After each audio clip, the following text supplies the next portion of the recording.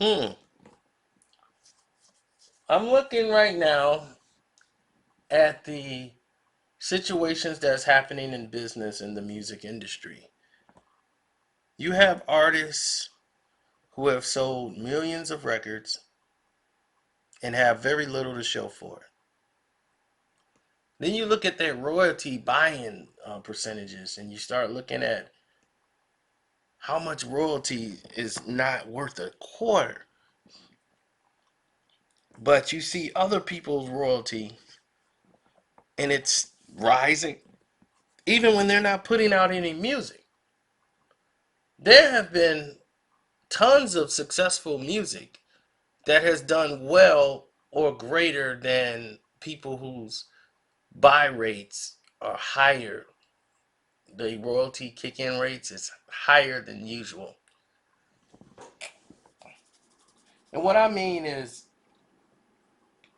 I was looking at statistics that they had for artists such as Eminem and Shady Records. And when you're looking at these charts, they kind of tell you that there's a major problem in the industry and it's all on the back end. Eminem's number seems to always rise and always put him in a situation where his music is being broadcast and played by Fox Sports Networks, ESPN, documentaries. They use his music for television commercials. They've used them for movies and films. And there have been songs that have performed better. The songs that they have chosen to use by Eminem. There have been a lot of different music and different songs that have performed a lot better. Meaning, where are the Tupac songs? If you hear Tupac songs, they use songs that Eminem had produced. They were using some of those, the ones that were produced by Eminem, where he had some production in it. I saw a Tupac documentary on Tupac and Biggie in which they used Eminem's music. Eminem got a piece of it because they used some of his music from some of his songs and used that imprint on the record on a Tupac documentary that had nothing to do with the documentary. Those things keep your rates going up for your royalties. How is this being done? I'm not trying to make this all about Eminem. I'm just saying this is partially the problem here. DMX Party Up song was one of the hugest records in DMX's career. And he has a lot of them. But Party Up is one of his biggest records. That buy rate is way lower than any Eminem song there was. Party Up had performed a lot better than any Eminem song out there because it was Party Up was played in the urban communities at a very high rate. It was played in even high school football games, basketball games throughout the country, and even in the suburbs and the Caucasian upper class. Party Up, instrumental, the music, everything was being played everywhere for years. That buy rate was high at the time, then it dropped. And then now Party Up, it's still in high demand. But yet the buy rate is like really low compared to Eminem songs that didn't even perform well. I'm like, these songs didn't even chart. There's some of his newer stuff that was out on the albums that didn't sell. Like Rap God's like back end numbers were up there. Why? Rap God wasn't even a big song.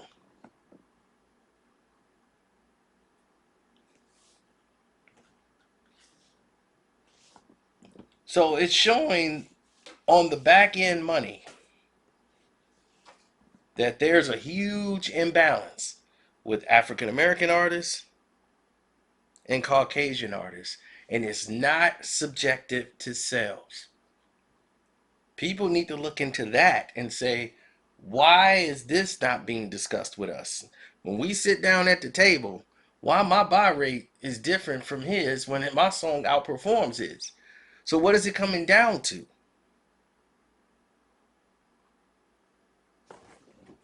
What is this about? What it's about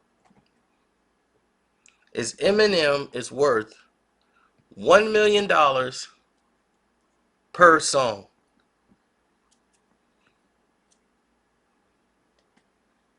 And you worth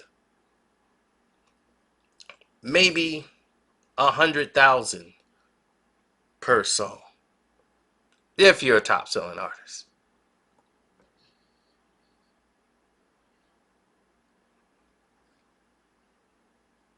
So that means Eminem puts out about what? 12 songs, 12 million. You put out 12 songs, 1.2 million. See where I'm going with this? You can outsell his record. Eminem is only selling what, 1 million copies, if that? Maybe it sells 1 million, maybe it sells 2. That's all he's selling now. And you might have done that on your single. And you know what you're seeing? Not that kind of money.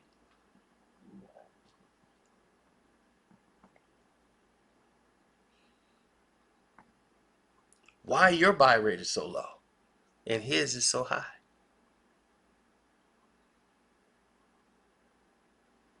That's the questions you need to be sitting down asking your managers. This is what you need to be asking your, say, look, on this back end, I want to know why his numbers are so high and I got to sell 3 times as him and I'm still not getting what he's getting. Why is that? And they're going to give you the red tape and the runaround. But the real question needs to be answered. But these are the things that are not being discussed in the general public. Like, they're not bringing this up to you. We need to know the difference with this money.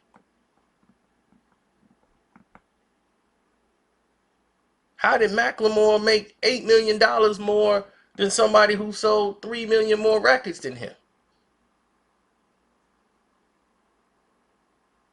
You see what I'm saying? T-Pain Records has sold way more than Macklemore. There's no way Macklemore should have more money. I'm sorry. It just shouldn't be.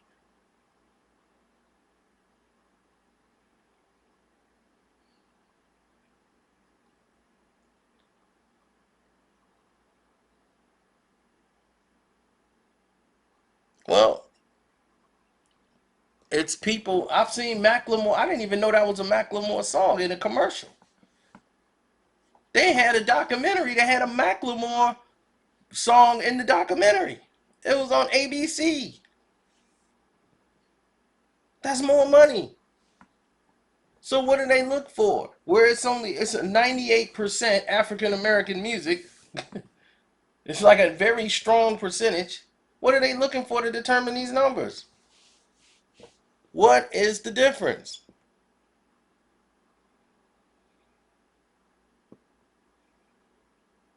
Is it replay value?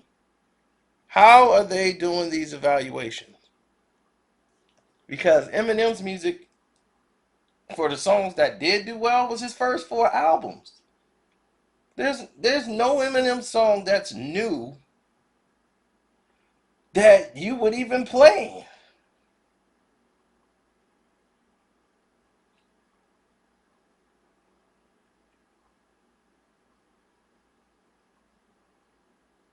The Eminem club song you hear more is Shake That Ass for Me.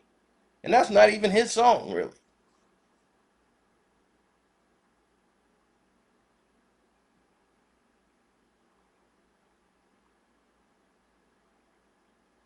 People just play it because it's Eminem. People are so programmed that they don't even realize it. Come on, dog. It's Eminem. They will actually say that to you. And I hate to make this about just him, but they've used him as the catalyst to do all of these things to you behind your back, which means that he's going to forever have money because they can't let Eminem go broke. They got to keep Eminem's name out there so that when he pass away, one day when he's gone, he will be the face of all of hip hop. He's going to be the hip hop Elvis. Meaning, they will make his home a Graceland, and they were going to make him one of the most respected, guaranteed to be the greatest rapper of all times. He will be that guy. That's what they're going to do for him. They're going to say, Slim, aka, Mr. Shady, you are the one.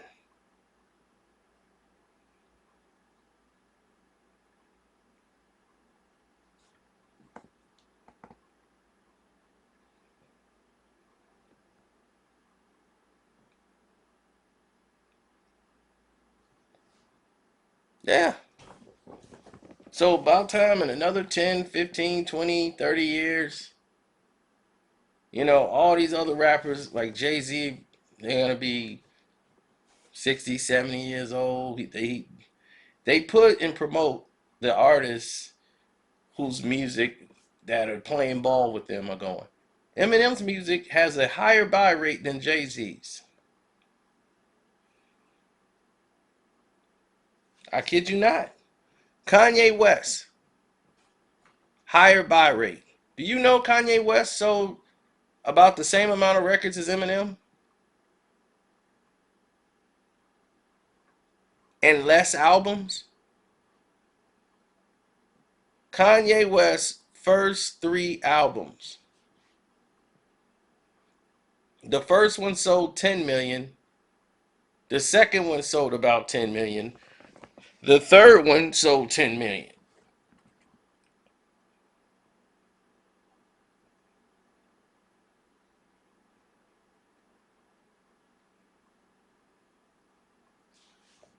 Things have been going crazy for a long period of time when it comes to this money, man.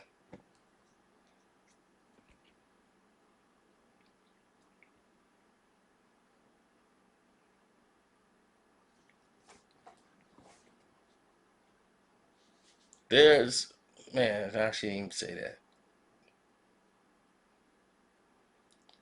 Somebody got screwed off over on their back end because they was friends with the wrong human being. They told the wrong human being they plans. They was like, oh man, you know what? We got this we got another deal in place. So and so, yeah, man. So I'm just gonna chill for these 6 months. I ain't finna put no music out. So for 6 months, I'm gonna chill, and then the next 2 months we just gonna hammer out the contract. And then once we finish this contract in the next 2 months, by next year, I'm gonna get these songs I got down. I'm gonna hand them over to them. So this person really was finna finesse the company they was with. This rap artist was gonna record on the company's time, record all these records and not give it to them, pretending that he was gonna give them an album for 6 months while he's getting paid and everything else. Take that album and give it to another company and bounce. That's what he was gonna do with his new deal. He was gonna wait till his deal was up and said, you know what, I'm out, and take his album and go put it on another, you know, company. The person he told ratted him out to the company.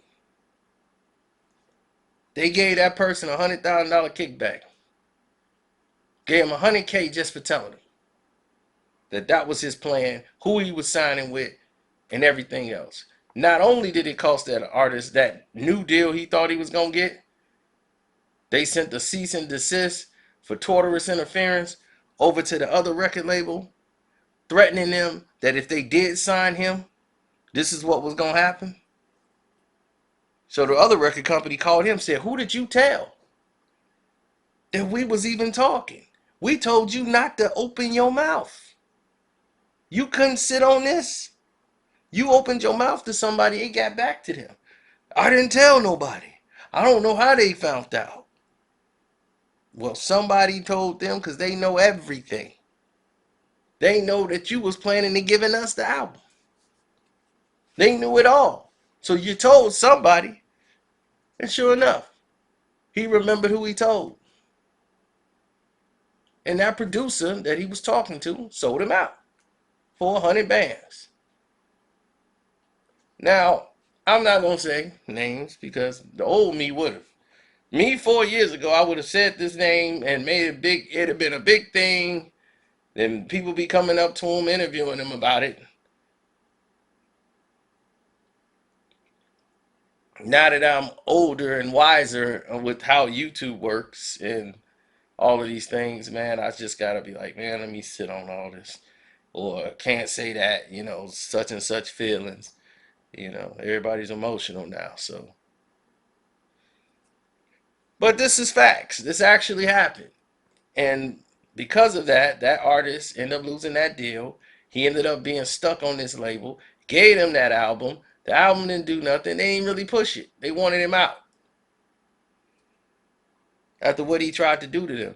Because he was already mad that the way they was treating him to begin with, because they was pushing another artist instead of his work. While he doing all this work, it's like, dude, y'all pushing this guy.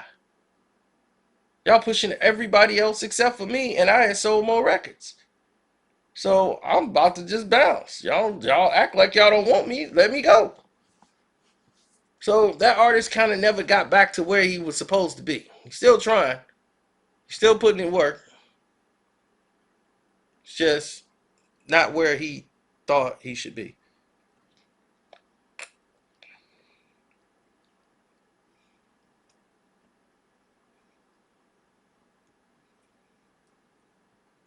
So you guys got to look at the valuation of your artist. Oh, MGK is finna make a lot more money. Y'all people think MGK is broke. That's what kills me now. He might look broke. He might be on these tours. You think he ain't getting no money, man? He's making money hand over fist. You just don't know it. Interscope, they put him in a position because he makes money on a circuit of not just hip hop. He actually is a musician.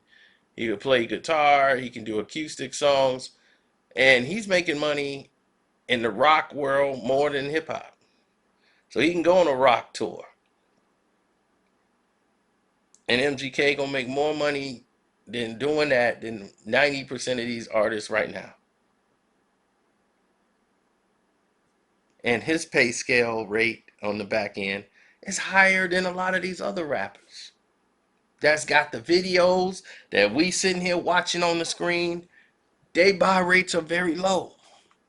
So when it means that their songs have no substance. And I'm not saying like Eminem's records are not better than these guys' records. I'm just saying these guys who sold records like DMX, like these are songs that were popular and still popular to this day. Some Tupac records, period, to this day. I mean, these are pop records. There's Biggie records. Now, Biggie's got a high buy-in rate. Tupac's got a high buy-in rate, but Eminem's is higher, which is crazy to me. Eminem's is higher, and that is beyond crazy to me. Now, granted, Tupac has a lot of different things going on. There's all who own the songs and who gonna get the check for using this song. So a lot of that is going on over there. It's a lot of red tape. So trying to find out who actually owns the music could be a bigger headache than anything else. But hopefully this put a lot of things in perspective. And if you're a hip hop artist out there, hopefully you guys are at the table with your managers and you're talking about the back end and the buy rates and why these things are not being discussed and why these things are not being made public and they're done in private, while these companies like HBO, ESPN, Viacom, Cinemax, and all these other companies, Fox, ABC, these companies who are licensing this music and using this music and building up the back end, these movie companies who are doing deals and they're taking just certain people's music just cause. It's like, oh, we want an Eminem song. They don't even pick a song, they just get one. Eminem has done like 4 movie soundtracks, which kept him afloat before he even had to put out an album.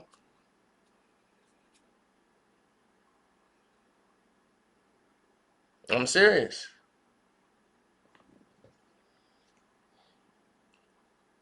There's a lot that went on. He was paid millions of dollars for doing a soundtrack he really didn't even do. He just provided 2 songs for a soundtrack and was paid millions. Millions for 2 songs. Millions.